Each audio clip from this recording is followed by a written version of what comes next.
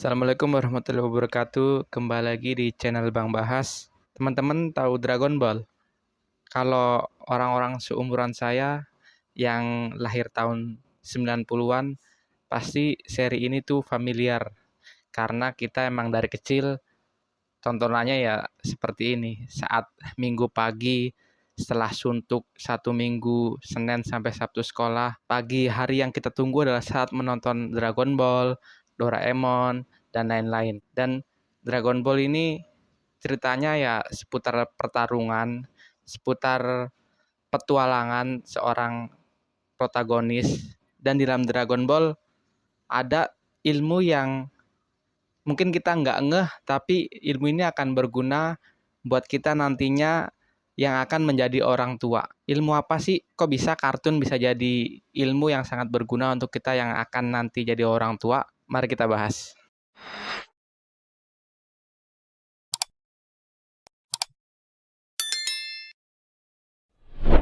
Karakter utama Dragon Ball adalah Goku, seorang bangsa Saiyan. Bangsa Saiyan itu bangsa yang berasal dari planet Saiyan, planet Vegeta. Dia adalah bangsa yang mengutamakan kekuatan, mengutamakan pertarungan dalam mengatasi segala masalah. Yang menjadi pemimpin adalah yang terkuat di planet itu, di bangsa itu.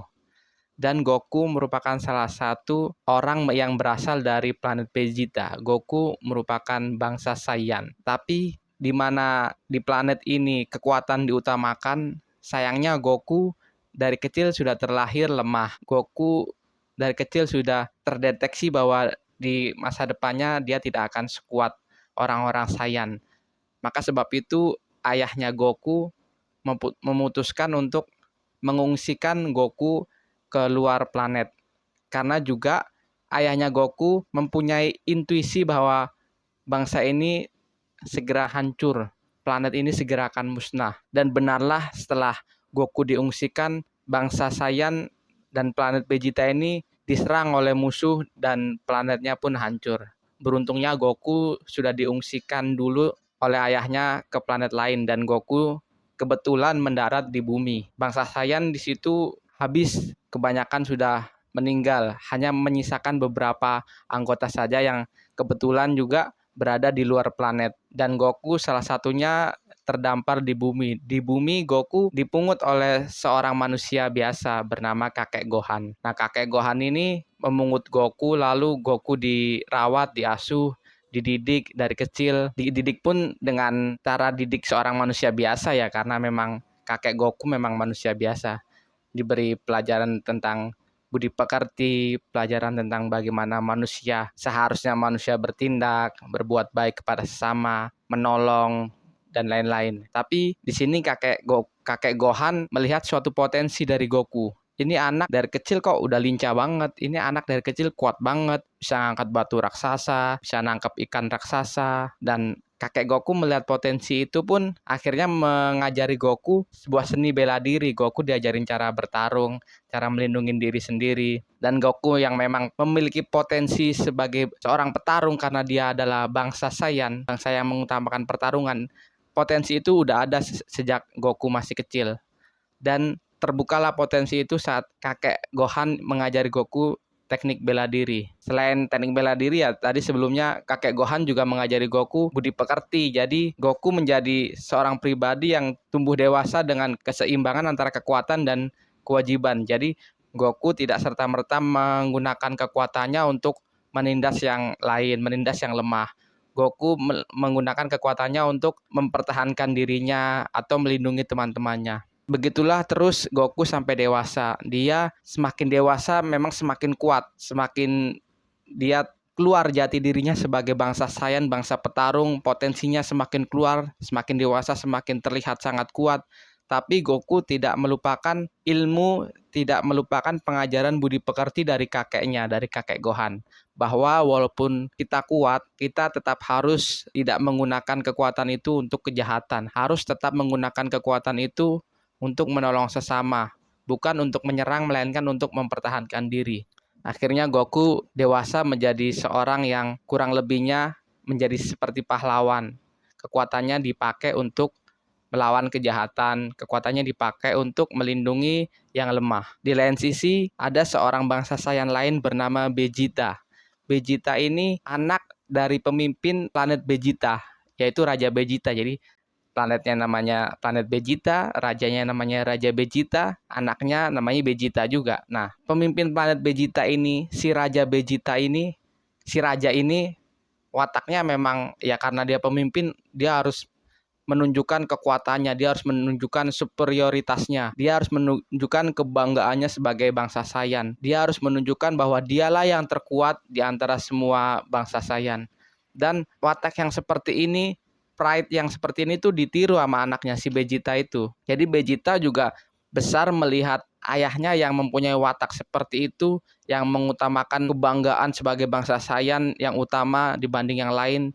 Jangan sampai harga dirimu diinjak-injak, bahkan kalau bisa injak-injaklah harga diri orang lain, agar orang lain itu di masa depan tidak akan bisa menginjak-injak harga dirimu. Kau harus menjadi seorang yang berdiri di atas segalanya, harus menjadi orang yang nomor satu. Begitulah Vegeta besar, begitulah Vegeta dididik oleh ayahnya. Dan memang setelah dewasa, Vegeta menjadi seperti itu, seorang yang arogan, yang licik, yang mengutamakan kemenangan di atas segalanya karena kemenangan itu berkaitan dengan kebanggaan. Begitulah Vegeta besar. Vegeta akan menjadi rival Goku di masa depan, di mana mereka yang sama-sama bangsa Saiyan akan sering berkonfrontasi, akan sering melakukan sebuah pertarungan. Dan Goku setelah dewasa akhirnya menemukan seorang pasangan. Goku akhirnya menikah dengan orang yang bernama Cici dan dikaruniai satu anak yang bernama Gohan. Jadi Goku dirawat oleh kakek Gohan, akhirnya Goku memberi nama anaknya Gohan. Kakek Gohannya udah meninggal udah lama. Nah, Gohan ini ya karena memang keturunan dari bangsa Saiyan, dia mempunyai potensi yang sama luar biasanya dengan Goku. Gohan bahkan bisa dikatakan memiliki potensi yang lebih hebat daripada Goku. Goku juga melatih Gohan seperti Goku dilatih oleh kakek Gohan, yaitu melatih dengan seni bela diri. Goku juga memberi Gohan pengajaran budi pekerti seperti yang kakek Gohan ajarkan kepada Goku. Dan Gohan pun besar dewasa tidak jauh berbeda dari Goku. Dia tetap kuat tapi kekuatannya dipakai untuk kebaikan. Dia tetap kuat tapi kekuatannya dipakai untuk melindungi sesamanya, tidak menindas orang yang lebih lemah. Tapi semakin dewasanya, Gohan walaupun memiliki potensi yang luar biasa, dia merasa memiliki panggilan jiwa lain.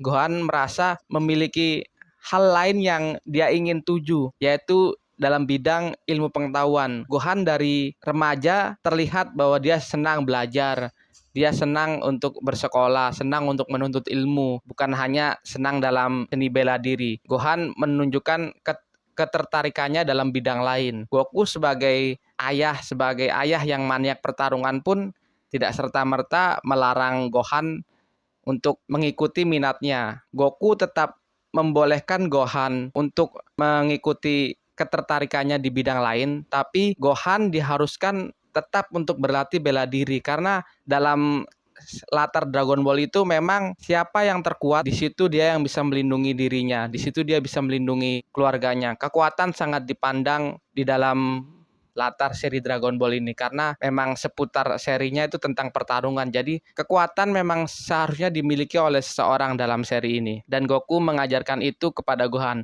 Walaupun dia memiliki ketertarikan di bidang lain, Gohan tetap harus berlatih. Karena jika Gohan lemah, Gohan tidak bisa melindungi keluarganya. Gohan tidak bisa melindungi orang-orang yang dia sayang. Gohan boleh menjadi apapun yang ia inginkan, menjadi guru, menjadi profesor, tapi Gohan tetap harus memiliki dasar-dasar pertarungan. Gohan tidak boleh lemah, karena itulah prinsip dasar yang dimiliki oleh seseorang yang tinggal di latar tempat di mana kekuatan sangat dipandang, di mana pertarungan sangat dipandang. Lalu Vegeta, rival Goku, yang tadi digambarkan sifatnya arogan, sifatnya sangat mementingkan yang namanya pertarungan, juga memiliki anak yang bernama Trunks. Nah, sebelumnya Vegeta ini saat menjadi ayah pun tetap keras, tetap mengutamakan pertarungan, tetap arogan. Tapi banyak kejadian yang membuat Vegeta ini sadar bahwa jalan yang dipilih, jalan yang penuh kekerasan agar mencapai nomor satu ini sangat menyakitkan, sangat berbahaya. saat dia melihat anaknya dan mencoba untuk mendikte anaknya untuk mengikuti jalan yang dia lalui ini, Vegeta sekiranya tidak ingin anaknya merasakan apa yang dia rasakan. Vegeta kehilangan ayahnya karena pertarungan.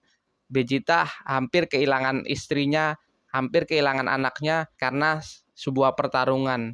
Jadi Vegeta sudah, ya dalam tanda kutip, tobat, tidak terlalu mengutamakan pertarungan, bahwa di hal lain pun banyak yang lebih penting daripada pertarungan. Kuat memang harus, tapi kekuatan itu hanya untuk menjaga diri sendiri, untuk menjaga keluarga.